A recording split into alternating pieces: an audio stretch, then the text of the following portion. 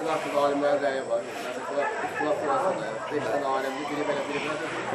Bir avamdır, onların rəyini götürür, deyir ki, məsələn, mən hədisdən belə bilməyənəm, mən bu belə qəbul edirəm.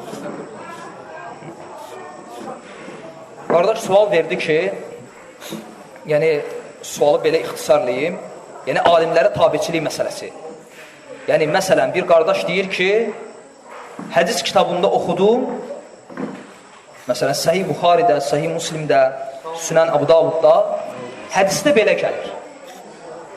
Hədisdə belə gəlir və bu mənim üçün kifayətdir. Yəni, alimə nə ehtiyac var? Təbii ki, bu fikir səhv fikirdir. Yəni, bu fikirdə yalnız cahil insan ola bilər. Bu fikirdə yalnız cahil insan ola bilər. O insan ki, yəni İslam elmindən xəbəri yoxdur. Yəni İslamdan anlayışı olmayan adam bu sözü deyə bilər.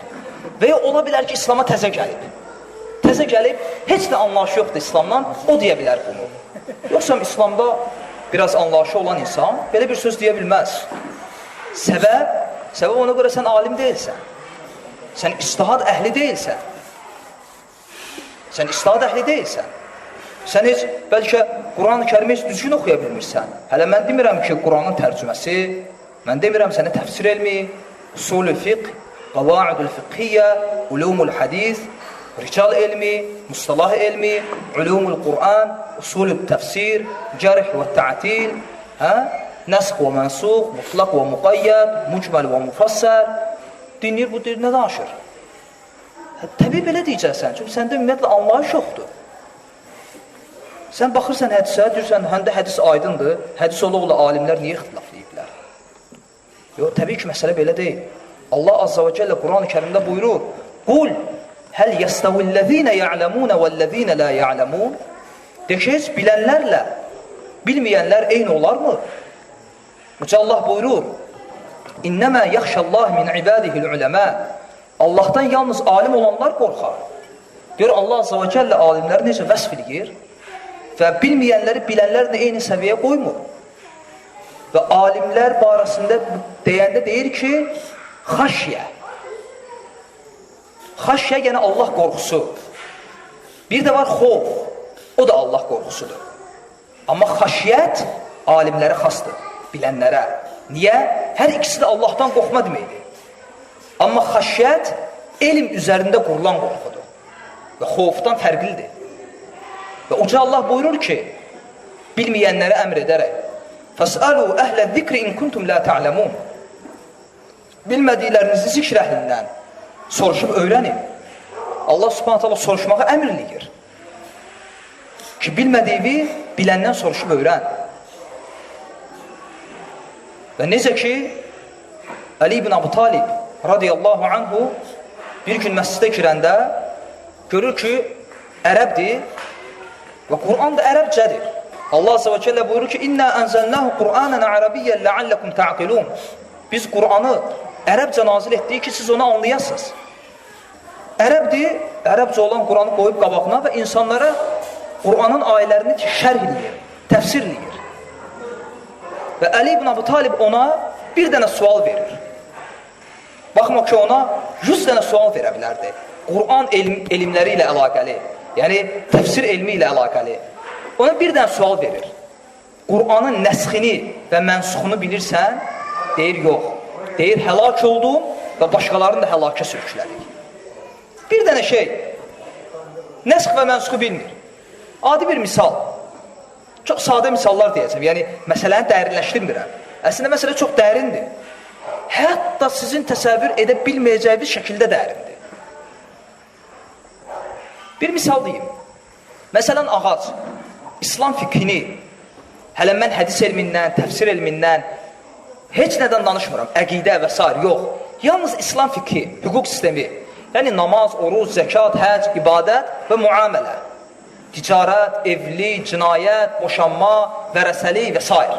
İbadət və muamələ, İslam fiqhi. Bunu bir ağaca bənzətsək, biz ağacın yalnız budaqlarını görürük və hazır olan meyvəsini yiyirik.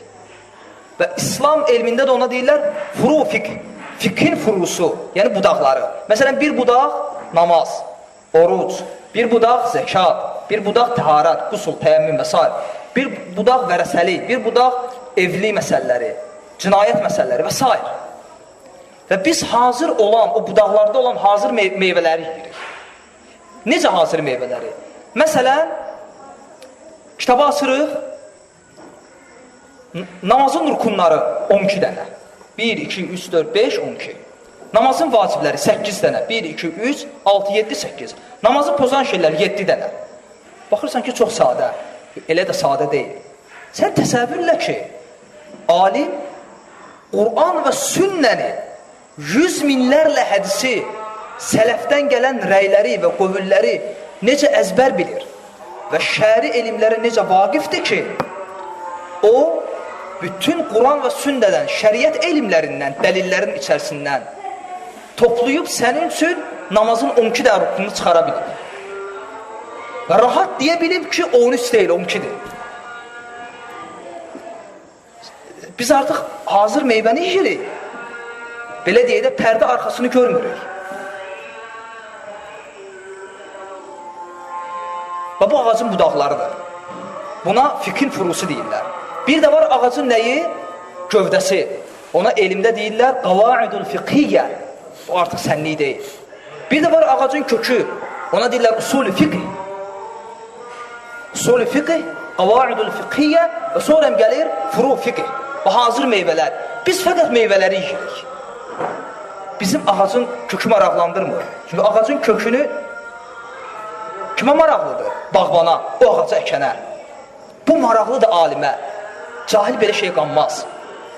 O başa düşməz belə şeyləri. Ona görə Allah Azze və Cəllə buyurur ki, yu'til hikmətə mən yeşə. Allah istədiyini hikmət verir. Hikmət, elm. Və Hasanul Basri radiyallahu anhu, rahiməhullah, buyurur ki, hikmət, yəni nəsxi, mənsuxu, mutlaqı, müqayyədi, mücməli, müfassəli insanın bilməsidir. Bu dediyim şeylərdə hamısının usulü fiqh elmi öyrədir. Oca Allah buyurur ki, Allah istədiyini hikmət, elm bəxş edər. Və kimə hikmət bəxş etsə, deməli ona çoxlu xeyir əta etmiş olar. Sən bu xeyirlərdən deyilsən.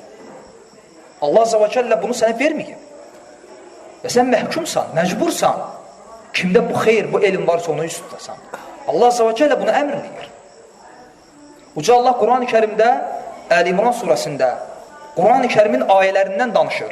Buyurur ki, sənə nazillədiyimiz bu kitabın ayələrinin bir qismi muhkəmdir. Və hunnə ummul kitab. Və bu ayələr kitabın anasıdır, əsasıdır. Və uxra mütəşabihət. Və başqa ayələr isə mütəşabihdir. Və qəlbində əyirlik olanlar, fitnə axtarmaq istəyənlər, bu mütəşabih ayələrə tabi olanlar, amma bil ki, bu mütəşabih ayələrin təvilini Allahdan başqa qirayətdə gəlir, ayənin davamında, Allahdan və rasixunə fil ilm, elmdə rasix, yəni elm əhli yox, və rasixunə fil ilm, yalnız elmdə dərin olanlardan başqası bilməz. Burada, yəni o ayənin təfsirində, ayənin iki cür təfsiri var, daha doğrusu iki cür qirayət forması var. Mən məhz bu qirayət formasını deyirəm. Bu qirayət formasına görə ayənin mənası belədir ki,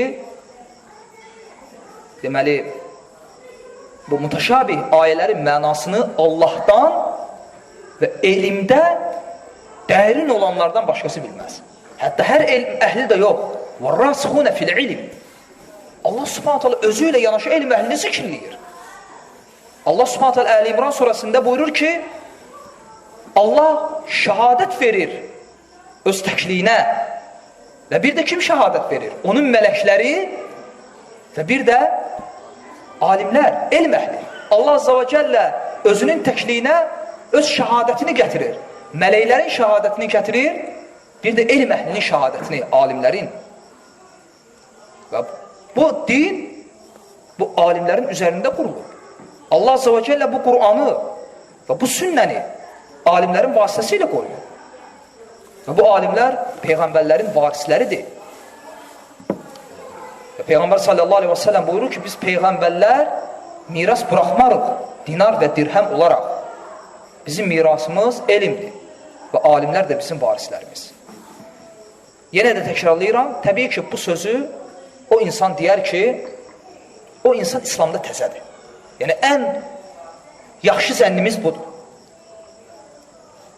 Ola bilər insanın özündə problem var, alimlərə qarşı, necə deyirlər, allergiyası var, biz onlardan danışmırıq.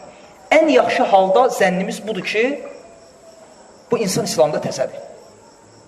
O insanın halı nəyə bənzəyir? Misal deyim. Yəni, əgər bir insan deyirsə ki, Quran qabağımızda hədis kitabları, hədis kitabları da tərcümələr ha.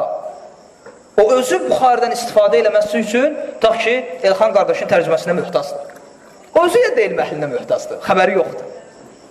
O Quran tərcüməsindən göyə fətva verir, ya Vasim Məmmədəliyevdir, ya Elxan tərcüməsidir, yenə də elm əhlinə möhtazdır, hələm xəbəri yoxdur.